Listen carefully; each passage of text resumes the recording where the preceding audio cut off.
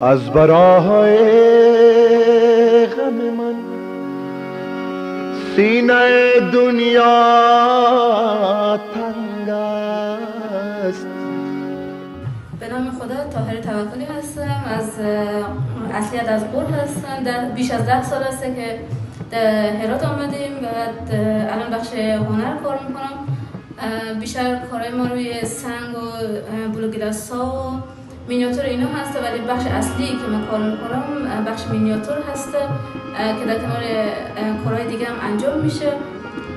به خاطر چی عادت شدیم و تا هرات آمدیم؟ به خاطر اینکه شرایط مساعد نبود به بخش هنر و به خاطر این آمدیم اینجا که یک زمان شغلی داشته باشیم و کارهایی که انجام میدیم بیشتر اینجا کارها خوبتر هست، به فروش میرسه و به خاطر این هست که من اینجا آمدم و الانم واقعا در این رابطه خیلی پیشرفت داشتم و موفقیت بیشتری برای خود بیشتر میبینم که بتونم انجام